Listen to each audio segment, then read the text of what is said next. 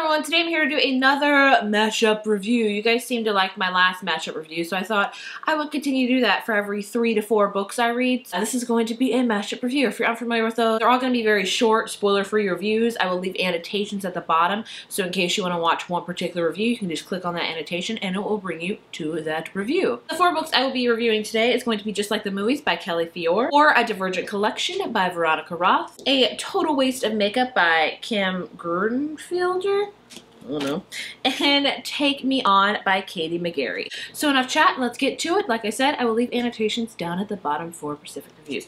So the first book we have up is Just Like the Movies by Kelly Fiore. I was sent this for review, and this book is pretty much about 2 girls that are kind of unlucky in love. Well, one has a boyfriend, but she's really not happy in her relationship. She's not happy with the way things are going, and the other one's trying to get a guy. So they decide, maybe if we replicate some famous scenes from romantic movies, maybe that'll help us out. Well, I went into this expecting it to be really cute because I'm a huge fan of like rom-coms and stuff like that.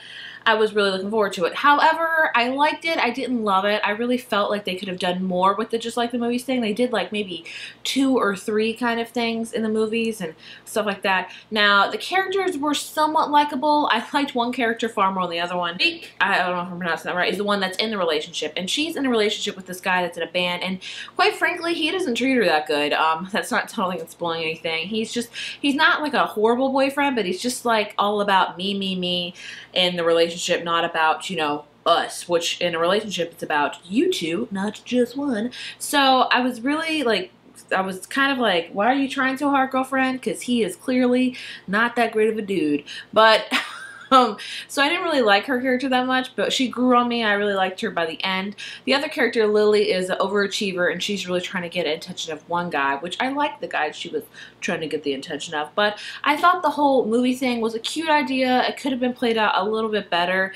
Like, I think they used like the scene from Say Anything where John Cusack, which if you haven't seen that movie, what are you doing, holds the boombox over his head and stuff like that. I thought that was cute. I felt like they could have done a little bit more with the movie thing. Like, they did a couple things, like I said, but not a ton. So I like this book. I didn't really love it. I would recommend you read it if you're just looking for something quick and easy to read, honestly. This would be a good book, but if you're looking for something really in-depth with love and stuff like that, maybe pass on this one. So I gave it a 3 out of 5.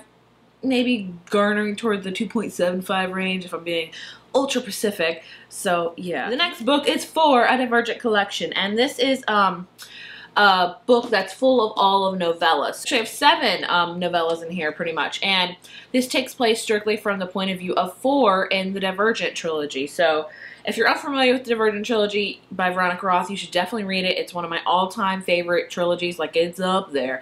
And 4 is my ultimate book crush. Like, 4 is at the top of my list every single time when it comes to fictional YA crushes. Like, he will forever remain there. It's gonna take a heck of a lot to knock him off for me.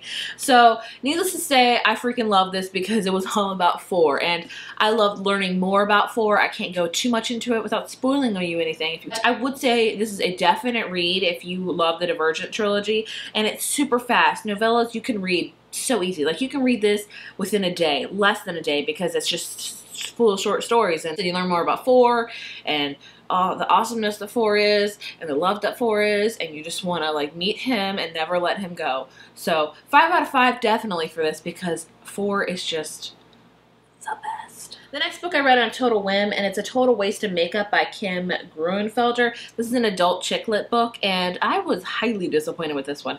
Now, granted, I didn't go into it expecting it to be like, ooh, this is really gonna make my mind like think and do crazy things. No, I went into it looking for just a cutesy read like I do, but I really didn't find that, honestly. I didn't really connect with the character at all throughout this book. It had no plot really for me.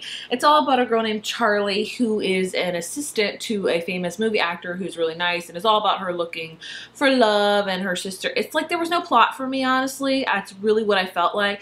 And I get that a lot of chick lit books don't have that much of a plot to them. Granted, it's all about finding love and that kind of stuff, and there is somewhat of a plot in chick lit books, but this one I really felt like it was just kind of loose, if you get what I'm saying. Like, I didn't feel like there was anything really keeping this story together, like, other than just I felt like I was just watching this girl's life, which is a good book. I would say, like, you know, that's a good thing for a book, but I didn't really connect with the character. I was just like, she's okay. I didn't, For me, and honestly, with the title, a total waste of makeup. I love makeup. I love chick lit books. I was like, sign me up. I should have. I don't even know if there's any good reviews on it or any bad reviews. I don't know. I could be the only one that hates this book, but whatever. I gave it a 2 out of 5 because, like I said, there was just nothing there for me. Like, nothing. Like, I had to really struggle to finish this book. So I was like, I really don't care about you, girl. I really don't. Now, the last book we're going to talk about is Take Me On by Katie McGarry. This is a contemporary book, and it's part of the Pushing the Limits series. It is the fourth book, I believe, and I love Pushing the Limits, the first one. I like Dare You To, the second one. Loved Crashing Into. That's my favorite of the series, which is the third one. So I had really high hopes for this one, and I liked it. I didn't love it. It's not one of my favorites of the series, if I'm being honest. And it's a huge book. I really don't feel like it needs to be this long, if I'm being completely honest, but I enjoyed it. I mean, you can read through this fast. This is all about a girl named Haley who is a kickboxer or ex-kickboxer, and she meets West. Now, West, if you have read the third book in the series, is the brother of the main character in that book.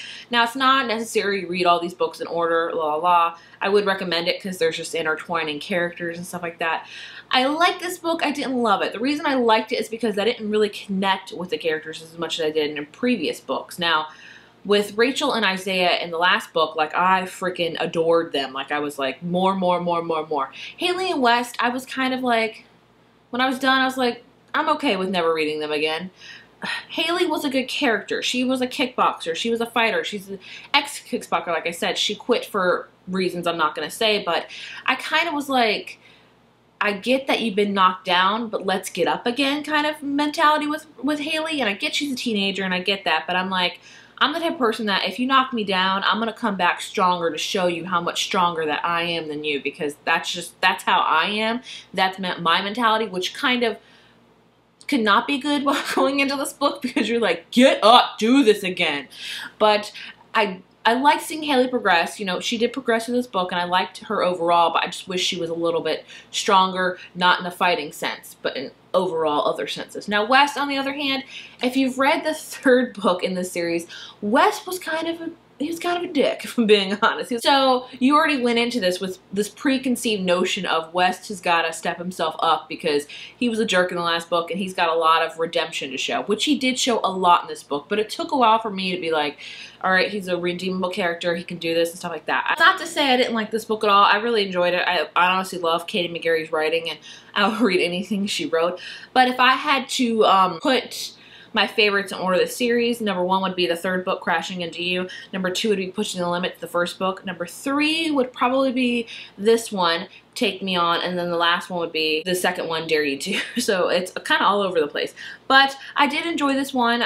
Like I said, I love Katie McGarry's writing. So I would give it a 3.5/3.75 on the rating. That was my mashup review thing. You guys seem to be enjoying these, so I will continue to do these for every 3 to 4 books I read, so I can give you a little bit more in depth with the books, because with my wrap-ups, I feel like they're rushed. I'm like, gotta say it, gotta go, da-da-da-da. With these, I get to feel a little bit more in depth, but still kind of keeping a basic around it instead of you having to watch like a 7-minute video about one particular book. That is all for me. If you've read any of these books, please let me know and what you thought of them, and I will talk to you guys later.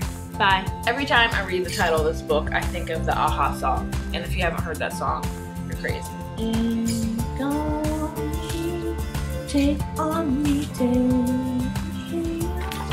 And then I think of the Jimmy Fallon karaoke thing he did with it, and it makes me fall in love with him even more.